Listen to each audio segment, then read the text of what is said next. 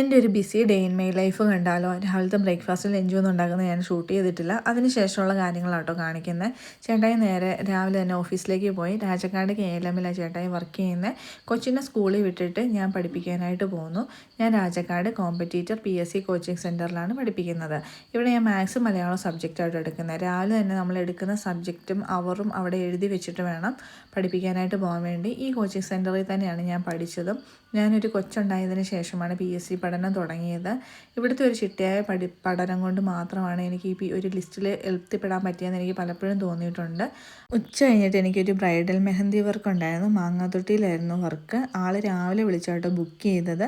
അതുകൊണ്ട് തന്നെ ഉച്ച കഴിഞ്ഞ് പെട്ടെന്ന് ഞാൻ ഇട്ട് കൊടുത്ത ഒരു വർക്കാണ്. ആൾക്ക് ഡിസൈനൊക്കെ ഇഷ്ടപ്പെട്ടു, വീട്ടുകാർക്കും ഇഷ്ടപ്പെട്ടു.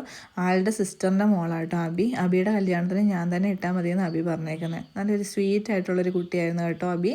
എനിക്ക് ഒത്തിരി ഇഷ്ടപ്പെട്ടു. അതുകൊണ്ട് ഞാൻ നേരെ ഒരു ചായയൊക്കെ കുടിച്ചിട്ട് ട്യൂഷൻ പഠിപ്പിക്കാൻ പോകുന്നു. ഇന്ന് 8ാം ക്ലാസ്സുകാർക്ക് ഫിസിക്സ് ആയിട്ടോ ഞാൻ ട്യൂഷൻ എടുത്തത്.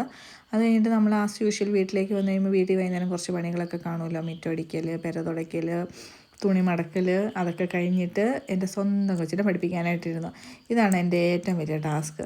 നമുക്ക് 100 പിള്ളേരെ വേറെ പഠിപ്പിക്കാൻ എളുപ്പമായിരിക്കും, പക്ഷേ എല്ലാ ടീച്ചർമാർക്കും സ്വന്തം പിള്ളേരെ പഠിപ്പിക്കാൻ ഏറ്റവും പാട്.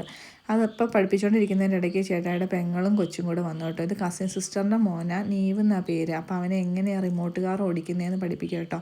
നിങ്ങൾക്ക് എൻ്റെ വീഡിയോസൊക്കെ ഇഷ്ടപ്പെടുന്നുണ്ടെങ്കിൽ ലൈക്കും ഷെയറും സബ്സ്ക്രൈബും ഒക്കെ ചെയ്യണം കേട്ടോ.